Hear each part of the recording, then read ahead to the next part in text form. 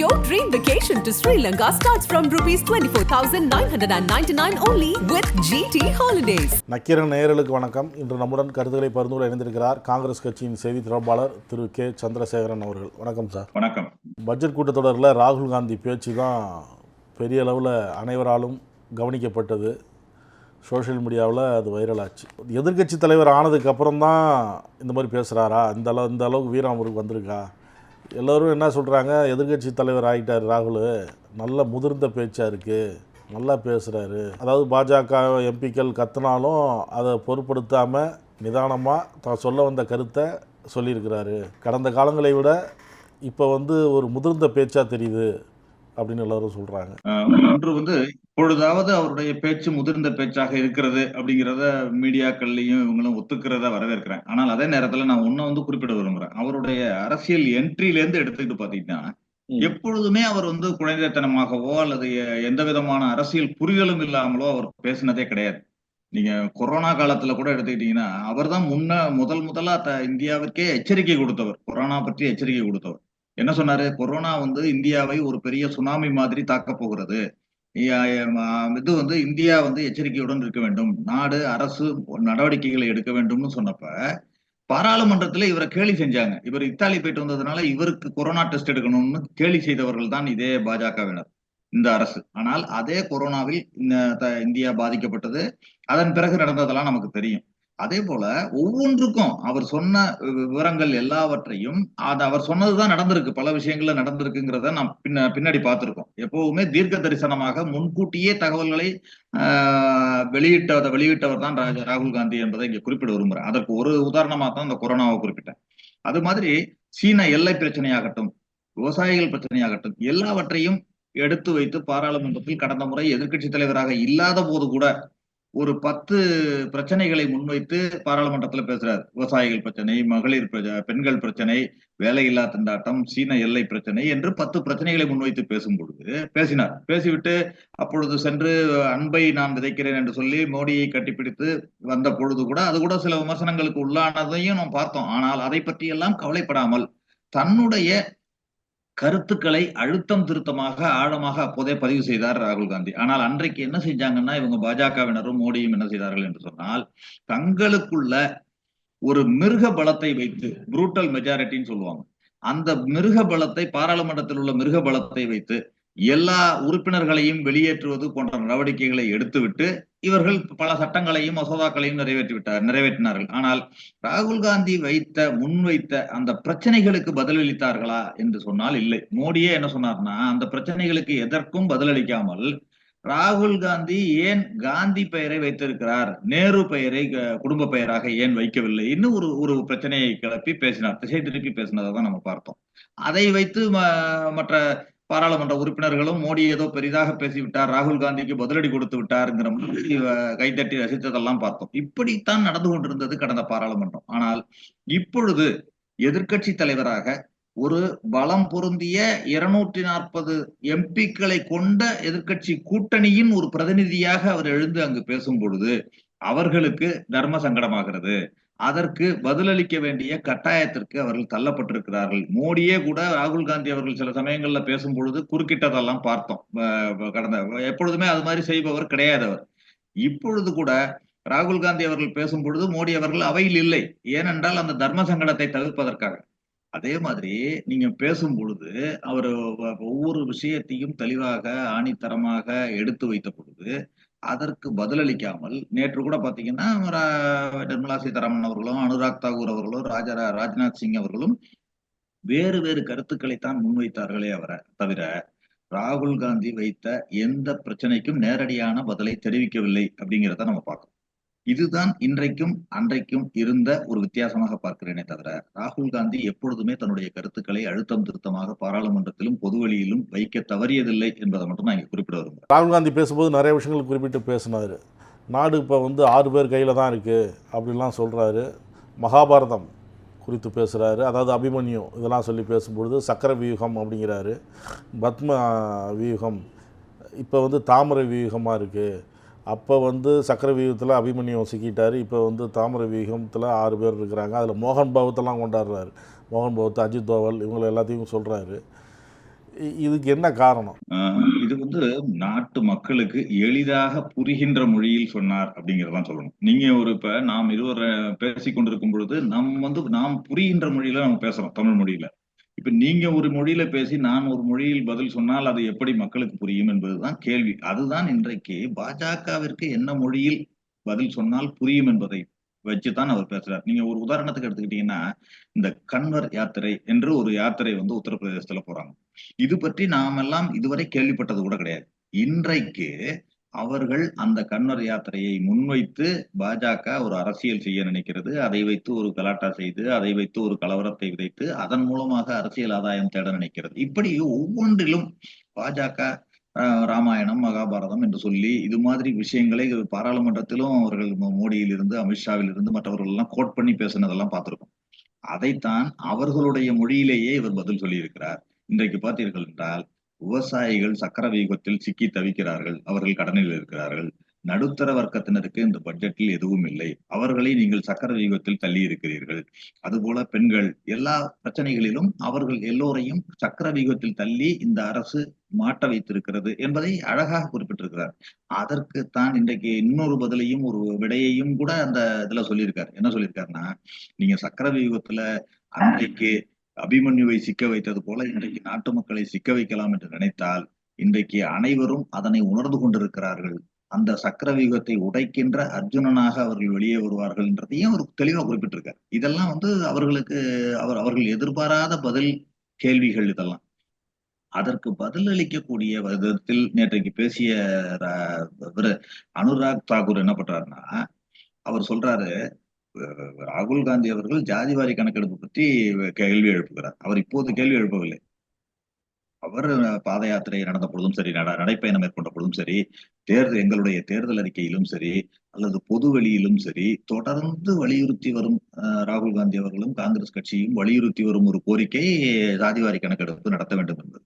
ஆனால் அது குறித்து பேசும் பொழுது, பதில் அளிக்கும் பொழுது, சாதியே தெரியாத ஒருவர் வந்து சாதிவாரி கணக்கெடுப்பை கேட்கிறார் என்று சொல்வது எந்த விதத்தில் ஒரு பாராளுமன்ற ஜனநாயகத்திற்கு உகந்ததாக கருதப்படுகிறது என்பதுதான் கேள்வியா இருக்கு. நீங்க எதற்கு எதை முடிச்சு போடுகிறார்? அன்றைக்கு கூட அதே ராமாயணத்திலும் மகாபாரதத்திலும் இந்த கர்ணன் கேரக்டரை பார்த்திருக்கோம். அதுல கர்ணனை சாதியை குறித்து பேசியதனால் வந்த பிரச்சனை தான் அவர் கர்ணனும் போரில் ஈடுபட்டது, துரியோதனனுக்கு ஆதரவாக போரில் ஈடுபட்டதையெல்லாம் நாம் படித்திருக்கிறோம். ஆனால் இன்றைக்கு அதே ஒரு சாதி பிரச்சனையை பாராளுமன்றத்தில் எழுப்பி அதனையும் அவர்கள் பாஜகவினர் ரசிக்கக்கூடிய ஒரு ஒரு தாழ்ந்த ஒரு நிலையை வந்து நான் பாக்குறேன். அதற்கூட மோடி அவர்கள் சொல்றாரு, அனுராக் தாக்கூர் அவர்களுடைய பேச்சை, முழுமையான பேச்சை எல்லோரும் கேட்க வேண்டும் என்று ஒரு ட்வீட் பண்ணியிருக்காரு.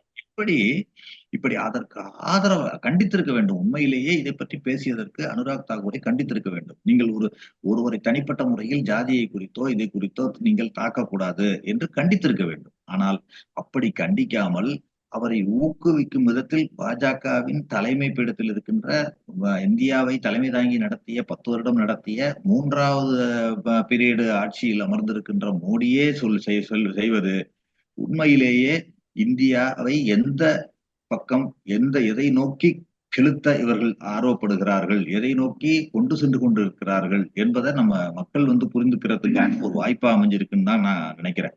இதுல ராகுல் காந்தி அவர்களுடைய பேச்சு இன்றைக்கு இந்தியா முழுவதும் இந்திய மக்களுக்கு ஒரு வெளிச்சம் போட்டு, இந்த பாஜகவினருடைய இரட்டை வேடத்தை வெளிச்சம் போட்டு காட்டக்கூடியதாக அமைந்திருக்கிறது என்பதுதான் என்னுடைய கருத்து. அனுராக் தாக்கூர் சொன்னதா சொன்னீங்கல்ல, அந்த அனுராக் தாக்கூர் தான் நேற்று பேசும்போது இன்னொரு விஷயம் சொல்கிறாரு. ராகுல் காந்தி நிறைய பேசினார், இதையெல்லாம் யாரோ எழுதி கொடுத்து பேசியிருக்கிறார், தன்னை அமைதியானவராக காட்டிக்கொண்டு யாரோ எழுதி கொடுத்ததே அவர் பேசுகிறாரு, உண்மையா பொய்யா என தெரிந்து கொள்ளாமல் அவராக பேசுகிறாரு, எழுதி கொடுத்ததை படிச்சு பேசுறாரு. இல்ல, எழுதி கொடுத்து பேசுகிறார்கள் அல்லது அவராக பேசுகிறார்கள். இப்ப மோடி வந்து டெலிபிராம்டர் இல்லாம பேசாம திணறினதெல்லாம் பார்த்தோம். பேச முடியாம டெலிபிராம்டர் இல்லாமல் மோடி அவர்கள் எந்த இடத்திலும் பேசியதில்லை, எழுதி வைத்துதான் பேசிக் கொண்டிருக்கிறார். ஆனால் ராகுல் காந்தி இதுல பாராளுமன்றத்துல எக்ஸ்டெம்பரா அவராக பேசுவதையெல்லாம் நம்ம பார்க்கிறோம். ஆனால் இவர்கள் எப்படி பேசுகிறார் என்பது முக்கியமல்ல, இவர் பேசியவற்றுக்கு நேரடியாக பதில் இருந்ததா அவர்களிடம் என்பதுதான் கேள்வி. இவர்களிடம் பதில் இல்லை. இவர்கள் பாட்டுக்கு ஒரு முத்ரா லோன்ல இவ்வளவு பண்ணிட்டோம், 23 கோடி பேரை வறுமையில் இருந்து மீட்டு விட்டோம், 2 கோடி பேருக்கு வேலைவாய்ப்பு கொடுத்து விட்டோம்னு சொல்லிட்டு போறாங்களே தவிர, ஏதாவது டேட்டாவோ அதற்கான புள்ளி விவரங்களோ இவர்கள் தந்தார்களா, அதற்கான பதிலை நேரடியாக தந்தார்களா என்பதுதான் கேள்வி. ஆனால் அவர்களால் தர முடியாது. ஏனென்றால் அவர்கள் ஒரு கார்ப்பரேட்டுகளுக்கான 100 பணக்காரர்களுக்கான நூற்றுக்கணக்கான பணக்காரர்களுக்கான ஒரு ஆட்சியாக மட்டுமே நடந்து கொண்டிருக்கிறது. ஏழைகளையும் நடுத்தர மக்களையும் திரு ராகுல் காந்தி அவர்கள் தெரிவித்த மாதிரி வஞ்சிக்கின்ற அரசாக தான் நடந்து கொண்டிருக்கிறது என்பதைத்தான் நாம் பார்க்கிறோம். அதைத்தான் ராகுல் காந்தி வெளிச்சம் போட்டு காட்டியிருக்கிறார். அதற்கு நேரடி பதிலளிக்க முடியாமல் இவர்கள் வேறு வேறு பிரச்சனைகளை எழுப்பி அல்லது தனிப்பட்ட தாக்குதலை நடத்தி திசை திருப்பி கொண்டிருக்கிறார்கள் என்பதைத்தான் நான் குறிப்பிட விரும்புகிறேன். தாமரை குறித்து ராகுல் காந்தி பேசியிருக்கிறாரு. அவருக்கு தெரியுமான்னு தெரியல. அவங்க தந்தை பேர் ராஜீவ் பேர்லயும் தாமரை இருக்கு அப்படின்னா அது வன்முறைன்னு எடுத்துக்கிறதா அப்படின்னு கேட்கிறாரு. இல்ல, அதுதான் நீங்க கம்பேர் பண்றப்ப கூட தாமரையே கூட இவர்கள் என்ன வியூகத்தை கொண்டு வருகிறார்கள், இவர்கள் மக்களை சிக்க வைப்பதற்காக அந்த வியூகத்தை பயன்படுத்துகிறார்கள். அதனை பாதுகாப்பதற்காக ராஜீவ்காந்தி இருந்தால் கூட, ராஜீவ்காந்தி பெயரில் கமல் என்று இருந்தால் கூட, ராஜீவ்காந்தி மக்களை பாதுகாப்பதற்காக செயல்பட்டார். ஆனால் இவர்கள் அப்படி செயல்படுகிறார்களா அப்படிங்கிறது தான் கேள்வி. நீங்க இந்த சக்கர வியூகத்துல 6 பேர் இருக்காங்கன்னு ராகுல் காந்தி குறிப்பிட்டாரு. 6 பேர் மட்டுமல்ல, அது குறிப்பாக ஒரு 6 பேரை மட்டும் குறிப்பிட்டார். ஆனால் இன்னும் பலரும் இருக்கிறார்கள். ஒரு 10 பேர் இருக்கலாம், 12 பேர் இருக்கலாம். ஆனால் ஒரு குறிப்பாக இவர்களை எல்லாம் குறிப்பிடும் பொழுது யாருக்கான ஆட்சியாக நடைபெறுகிறது இது அப்படிங்கிறத தெளிவாக்குவதற்காகத்தான் குறிப்பிடுகிறார். நீங்க அம்பானி அதானியை பற்றி கூட குறிப்பிட்டார். இது வெறும் அம்பானி அதானி என்று சொல்வது ஒரு குறியீடு. அம்பானி அதானி மட்டுமல்ல, இந்தியாவில் கார்பரேட்டுகளும் இருக்க வேண்டும். நீங்க அம்பானி அதானி என்று குறிப்பிடும் பொழுது, அம்பானி அதானி தமிழ்நாட்டுல முதலீடு பண்ணலையா, கேரளால முதலீடு பண்ணலையா, ஆந்திரால முதலீடு பண்ணலையா எல்லாம் கேட்கறாங்க இவங்க. ஆனால் அவர்கள் முதலீடே செய்யக்கூடாது, எந்த தொழிலுமே அவர்கள் இந்தியாவில் செய்யக்கூடாது, இந்தியாவிலேயே இருக்கக்கூடாது என்பது எங்களுடைய கொள்கை அல்ல. அவர்கள் மட்டுமே இருக்கக்கூடாது என்பதுதான். அதாவது மோனோபோலியா இருக்கக்கூடாது. நீங்க கிட்டத்தட்ட 13 முக்கியமான துறைகள், அதாவது கம்யூனிகேஷனா இருக்கட்டும், சோலார் பவரா இருக்கட்டும், போர்ட்டா இருக்கட்டும், ஏர்போர்ட்டா இருக்கட்டும், இது மாதிரி 13 முக்கிய துறைகள் இந்த 2 பேர்கிட்ட மட்டும் இருக்கு. நீங்க பல கார்ப்பரேட்டுகள் எல்லோரும் வளர வேண்டும், அது ஒன்று. இரண்டாவது, இது வேலை வாய்ப்பை கார்ப்பரேட்டுகள் தருகிறார்கள் என்பது இவர்கள் சொல்ற ஒரு தியரியா இருக்கு. இதற்கு சமாதானம் சொல்கின்றது என்ன சொல்றாங்கன்னா, கார்ப்பரேட்டுகள் இருந்தால்தான் வேலை வாய்ப்பு வரும்னு சொல்றாங்க. ஆனால் இந்தியால பாத்தீங்கன்னா 80% வேலை வாய்ப்பை எம்எஸ்எம்இக்கள், சிறு குறு தொழில்கள் தான் உருவாக்குது. கார்ப்பரேட்டுகள் உருவாக்கவில்லை. எம்எஸ்எம்இக்கு. ஆனால் எம்எஸ்எம்இக்களுக்கு, அந்த சிறு குறு தொழில்களுக்கு இவர்கள் என்ன செய்கிறார்கள் என்று சொன்னால், பண மதிப்பிழப்பின் மூலமாகவும், ஜிஎஸ்டி குளறுபடியாக கொண்டு வரப்பட்ட ஜிஎஸ்டியின் மூலமாகவும் இந்தியா முழுக்க பல கோடிக்கணக்கான பேர் வேலை இழந்தார்கள். பல லட்சக்கணக்கான எம்எஸ்எம்இக்கள் நலிவடைந்தன. ஆனால் அதனை மீட்பதற்கான நடவடிக்கை இந்த பட்ஜெட்டிலோ அல்லது இந்த அரசாங்கத்திடமோ எந்த திட்டமும் இல்லை என்பதைத்தான் ராகுல் காந்தி தெளிவாக அந்த பேச்சிலும் குறிப்பிட்டார். காங்கிரஸ் கட்சியும் தொடர்ந்து அதை வலியுறுத்தி கேட்டு வருகிறது. ஆனால் அதற்கெல்லாம் இவர்களிடம் எந்த பதிலும் இல்லை. அல்வா கிண்டுறது பட்ஜெட்டுக்கு முன்பு பாரம்பரியமாக அது செஞ்சுக்கிட்டு தான் வராங்க. அதை போய் இவர் கிண்டல் பண்ணுறாரு. ஒரு நல்ல நிகழ்வு நடக்கிறதுக்கு முன்பு இனிப்பு கொடுத்து அது பரிமாறுறது நல்ல விஷயம், அதை போய் ராகுல் கிண்டல் பண்ணுறாரு அப்படின்னு நிர்மலா சீதாராமன் சொல்கிறாங்க. இன்னொன்று அவங்க என்ன சொல்கிறாங்க, மாநிலங்கள் புறக்கணிப்பு நிதி ஒதுக்குதில்ல அப்படின்னு எல்லோரும் குற்றம் சுமத்துறாங்க. அதாவது ஒரு பேர் இல்லை அப்படிங்கிறதுக்காக நிதி ஒதுக்கலைன்னு சொல்ல முடியுமா? பொய் சொல்கிறாங்க. காங்கிரஸ் ஆட்சி காலத்துலேயும் இந்த மாதிரி மாநிலங்கள் பெயர் விடுபட்டுருக்கு, அதுக்காக நிதி ஒதுக்கலை அப்படின்னு எடுத்துக்கலாமா அப்படின்னு அவங்களும் வருஷப்படியாக சொல்கிறாங்க. அதாவது இவர்களுக்கு கேள்விக்கான பதில் இல்லை, அதனால எதிர்கேள்வி கேட்கிறாங்க. நீங்க பெயர்கள் குறிப்பிடாததை குறிப்பிடல, இவங்க அதை ஒரு குறியீடா தான் குறிப்பிடுறோம். நீங்க இன்றைக்கு தமிழ்நாட்டுக்கு நிதியெல்லாம் ஒதுக்கிட்டு தமிழ்நாடு பேர் சொல்லலைன்னா யாருமே அப்ஜெக்ட் பண்ண போறோமா என்ன? இல்ல, நீங்க நிதியும் ஒதுக்கவில்லை, அந்த பெயரும் குறிப்பிடவில்லை, அதனால்தான் அந்த கேள்வி வருது. நீங்க எந்த மாநிலத்தோட பெயரையும் சொல்ல வேண்டும் என்ற கட்டாயம் இல்லை என்பது எல்லோருக்கும் தெரியும். ஆனால் அந்த மாநிலத்துக்கு பாரபட்சமாக ஓரிரு மாநிலங்களை மட்டும் குறிப்பிட்டு நிதியை ஒதுக்கிவிட்டு பல மாநிலங்கள் பெயரையும் சொல்லவில்லை, நிதியையும் ஒதுக்கவில்லை என்று சொல்லும் பொழுதுதான் அந்த கேள்வியே எழுது.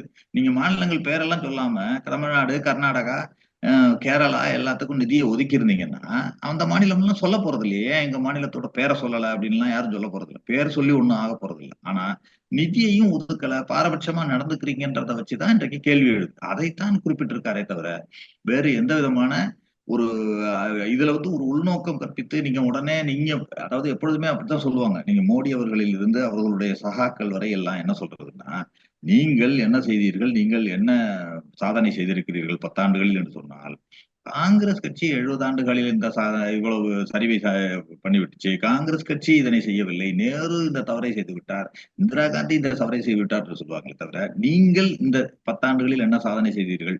ஏன்னா இவர் செய்யல. செய்யாததுனால இவங்க சொல்லவும் முடியல. இதுதான் இன்றைக்கு நடக்கிற ஒரு விஷயமா நான் பார்க்கிறேன். எதிர்க்கட்சி தலைவராக ராகுல் காந்தி இருக்கிறார். இப்போ அவர் பேசும்பொழுதே நீங்கள் பேசுகிறது உண்மைக்கு மாறானது அப்படிலாம் சபாநாயகர் சொல்கிறார். சபாநாயகர் எதிர்க்கட்சி தலைவர் பேசுவதும் சரியில்லைங்கிற அளவுக்கும் இருக்குது. இதெல்லாம் எப்படி பார்க்குறீங்க? நாடாளுமன்ற நிகழ்வு கடந்த காலத்துக்கும் இப்போவும் எப்படி பார்க்குறீங்க? இன்றைக்கு நீங்கள் இவர்கள் எப்பொழுதும் கோடிட்டு காட்டுகின்ற பகவத்கீதையிலிருந்தே நான் சொல்ல வேண்டும் என்று சொன்னால், தர்மத்தின் வாழ்வுதனை சூதுகவும் மீண்டும் தர்மமே வெல்லும் என்பதுதான் பகவத்கீதையினுடைய ஒரு தாற்பயமாக இருக்கிறது. ராகுல் காந்தியை அவர்களை எடுத்துக்கொண்டால் அவரை எவ்வளவு கிண்டல் கேலி பாராளுமன்றத்தில் அவரை பற்றி செய்தார்கள். பாராளுமன்றத்தில் மட்டுமல்ல, அவருடைய நற்பெயரை கெடுக்க வேண்டும், பப்பு என்றும் குழந்தைத்தனமான என்றும் அவருடைய நற்பெயரை அவருடைய தனிப்பட்ட முறையில் அவருடைய புகழை கெடுக்க வேண்டும் என்பதற்காக பல ஆயிரம் கோடி செலவு செய்ததை எல்லாம் பார்த்தோம். ஆனால் இன்றைக்கு அதே பாராளுமன்றத்தில் முன்பு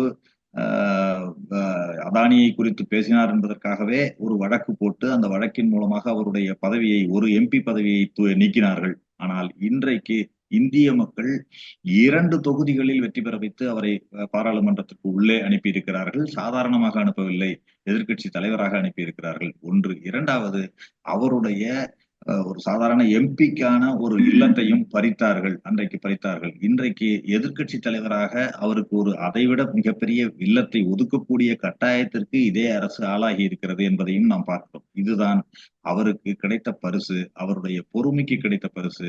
அவர் எல்லாவற்றையும் ஜனநாயகவாதியாக ஏற்றுக்கொண்டு இந்திய மக்களுக்காக போராடுகின்ற அவருக்கு கிடைத்த பரிசாக நினைக்கிறேன்.